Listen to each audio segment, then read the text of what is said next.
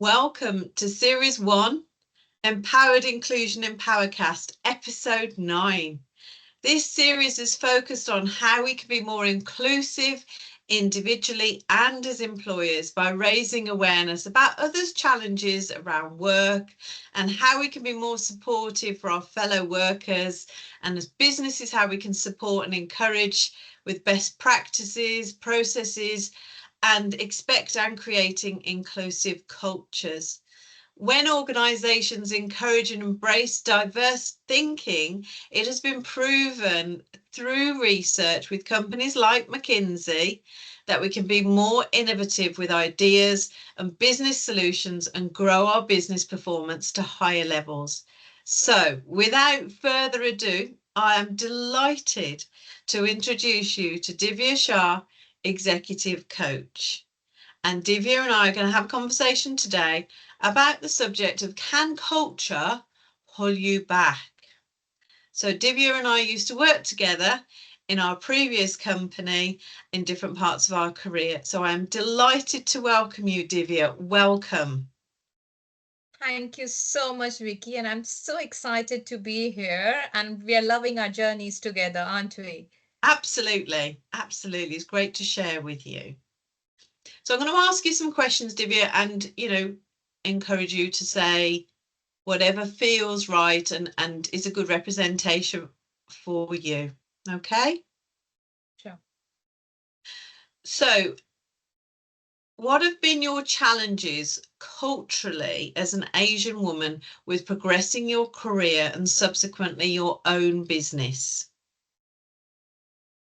So, of course, I have my own experiences and I speak from my experience regarding the culture where I grew up, what meaning I made out of it.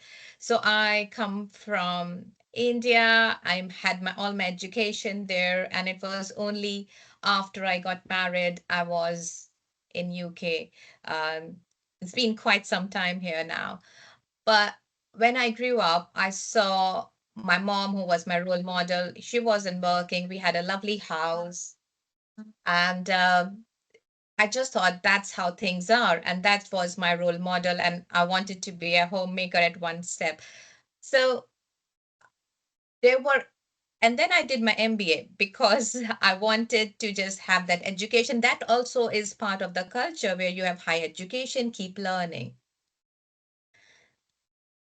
But there is something which is called learned helplessness, where we talk of a baby elephant tied to a nail, thinking, oh, I can't get out of this and I can't break free. And he grows up strong and he still thinks he can't break free.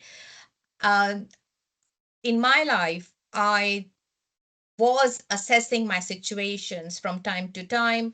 So when I decided to be a homemaker, but then I wanted to do things.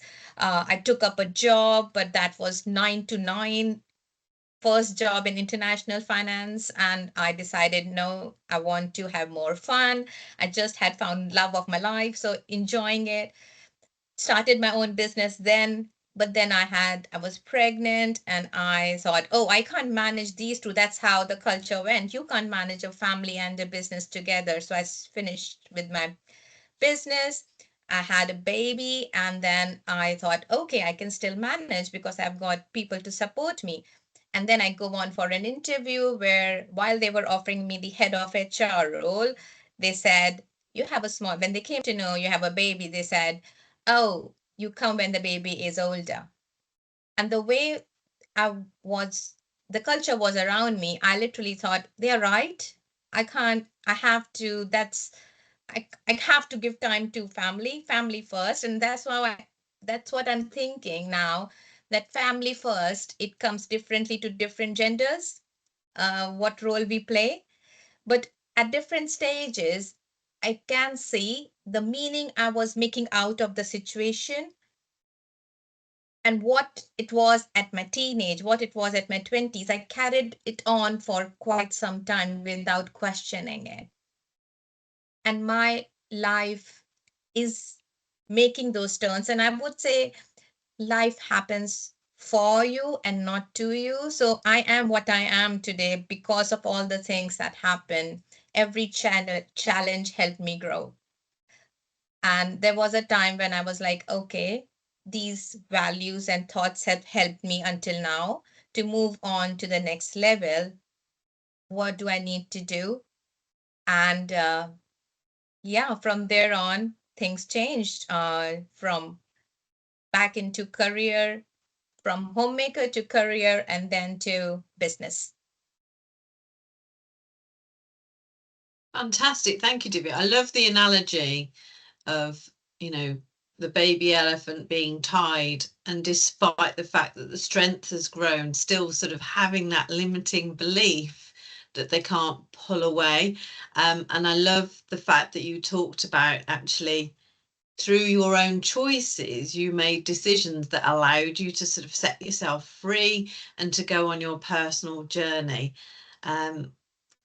One of the things we talked about as we sort of prepared for this session today was that, often there are other people's expectations about how you should behave, your role in society, and how culture can impact that. And one of the things you talked to me about was how you can actually find the leaders that you're looking for. And actually for you, you ended up having to be the leader yourself that you were looking for. Tell me a little bit more about that. Oh, no, that's beautiful. Thank you for capturing that. Yes, I for me, it's not just culture, it's intersectionality. So I am a woman, I am married, I have children, I have a husband, I am from Asia and I come to a new continent, a new country.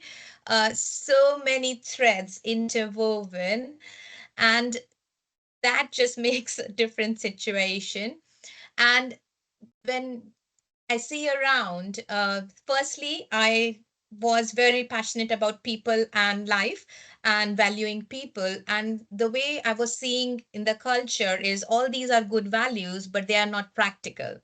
So to be practical, you have to have that competitive edge and cutting people. And I just didn't feel comfortable with it. So I at one time I decided I can't do a job because if job is all about internal politics, I don't want to do it. I don't want to put people down. That's not my thing. Now we talk of inclusive organizations and how we all can be ourselves and be caring and still be a leader, supporting people's growth. But when I came here initially, I literally didn't have any role model. So I was literally looking for an Asian woman um,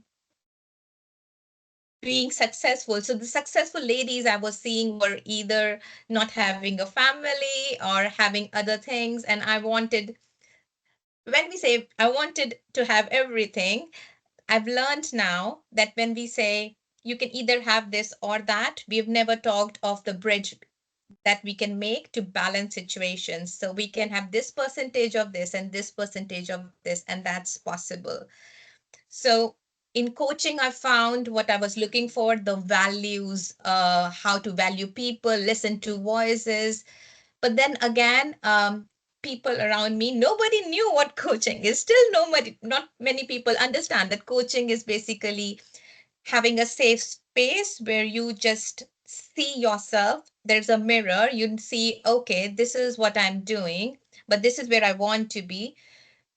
What I'm doing now, will it help me be where I want to be? So it's all about insight, knowing more about yourself in that space. But somebody can think, oh, but then why do we need coaching? It's because we don't give ourselves that time, that worthiness, that value. So it's just partnering with someone. So I didn't have many people to look out for. And then one day I was like, enough. If I keep doing this, I'm not I'm just putting all my energy in finding that one person. So I will continue putting action in place, what I want to be, how I want to serve people. And when I thought that, I started meeting lovely people. We connected again, Vicky. So Yes. keep doing your actions, taking those small steps ahead, and you'll find more and more opportunities and like-minded people on the way. Thank you, Divya. And I think it's really hard, isn't it? If you're looking for a role model and then you don't see it, that can be quite demoralizing, because you can think, well, maybe this can't be done. But I love the fact that you just kept going, and the fact that you now are very much a role model for others to look to and gain inspiration from. Thank you. I suppose that brings us on to the next point, really, which was looking at, for you, in terms of your key messages for others.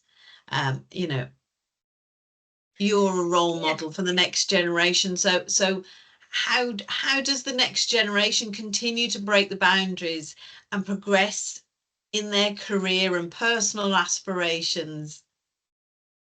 No, thank. That's a beautiful uh thing which I'm a lot about intergenerational change.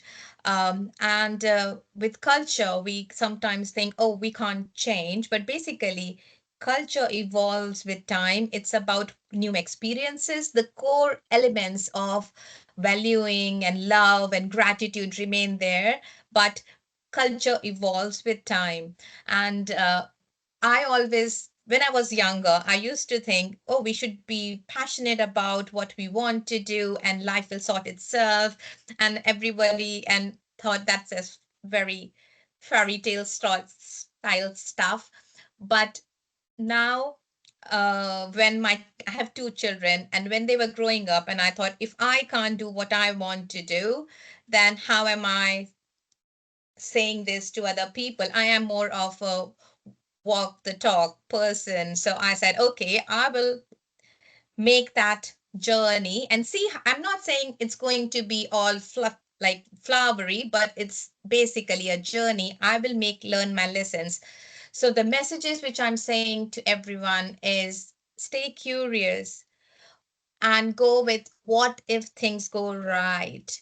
I've lived most part of my life until now in fear of things going wrong. If I do this, what if things, like if I am pregnant and I'm working, then I won't be able to give time to my child. But what if I am able to give time to my child? What, because when we think things can happen, then new creative solutions come. And that's where inclusive organizations come in.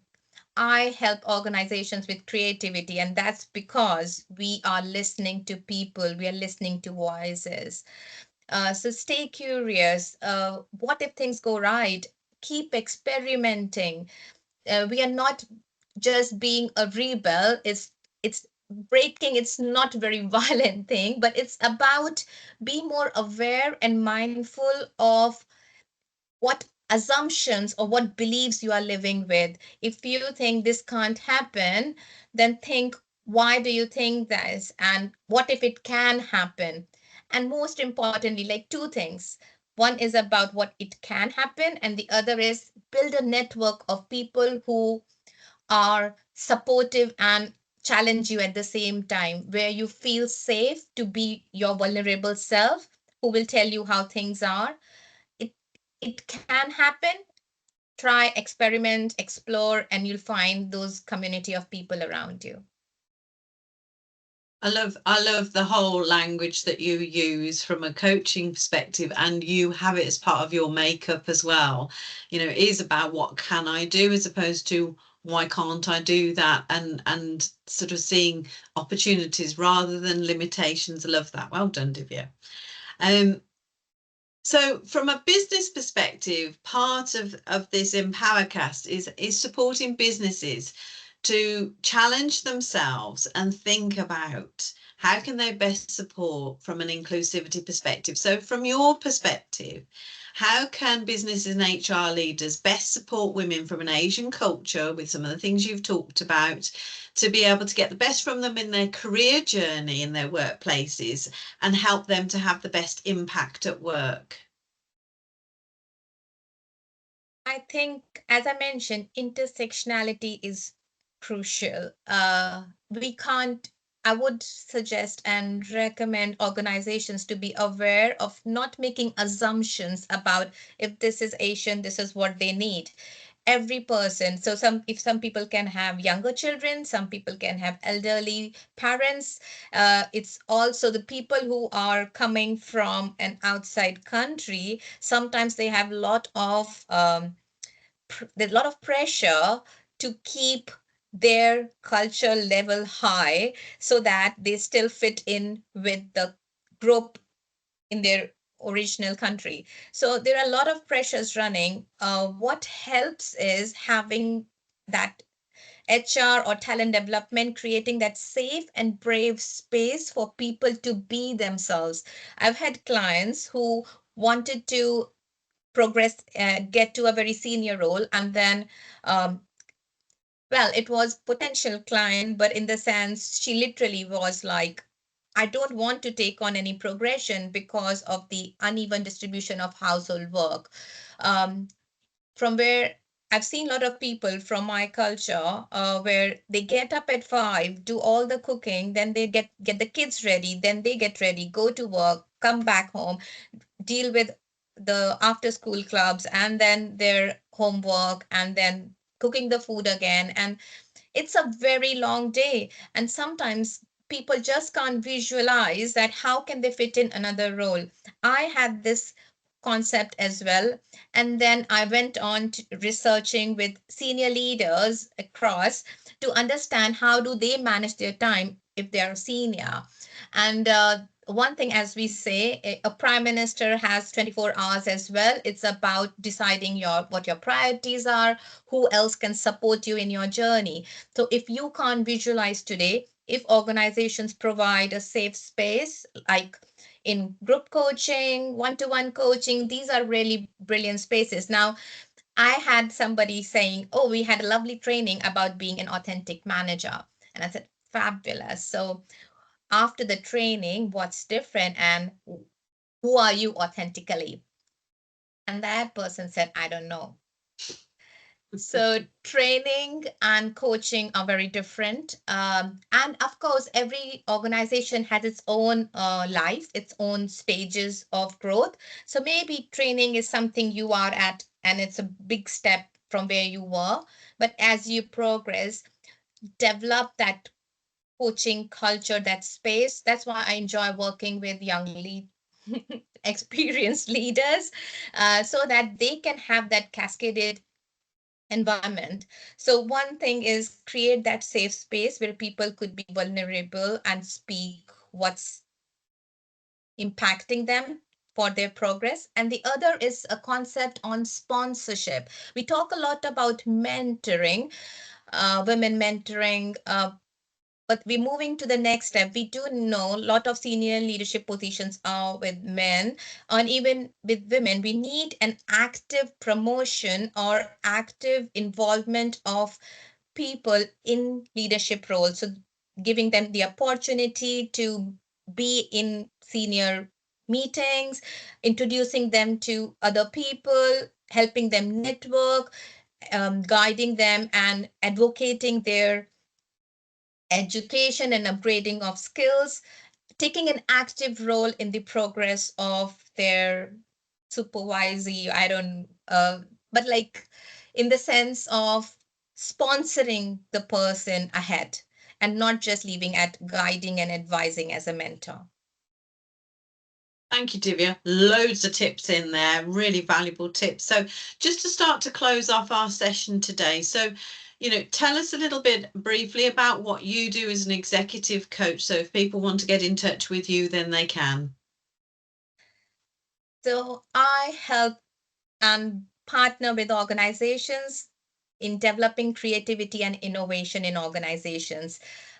In today's changing world, we need that. And for that, we need space. To be creative, people need to have that space through coaching. Uh, Leaders who are visionaries have their own strategies, but they need time to go to do that. So if we have coaching sessions with leaders wherein they find out what are their priorities, what do they need to work on, have a team which is rolling and who can take on new roles, which releases time from leaders. So they come do the visionary work. Everybody else is progressing as well, having their own boundaries, having their own priorities, working together as a team towards profitability of the company. It's a win-win situation. Thank you so much, Divya. Really appreciate you coming and talking today. And for those of you who have listened or watched this Empowercast, thank you to you too. If you found this valuable today, you can find other Empowercast episodes about creating inclusivity on the website www.empoweredchange.co.uk. If you would find it valuable to have a conversation with myself about enhancing an inclusive culture and creating an inclusive people strategy, then I have many years of experience working in HR as a senior leader for a global bank overseeing the people strategies. And I have been part of providing cultural strategies, systems, processes, and training to demonstrate evidence to enable my previous employer to obtain external validation as an employer of choice, gaining the top employer award for the last 3 years. My name is Vicky Docker, People Development Specialist and Director for Empowered Change, and you can connect with me and email on vicky@empoweredchange.co.uk. Divya, thank you again so much today for your time, your insights, and sharing your story. And those people as well that have listened, thank you to you too. And together we can all be part of creating an inclusive world where everyone is valued and can make their impact. Thank you, Divya.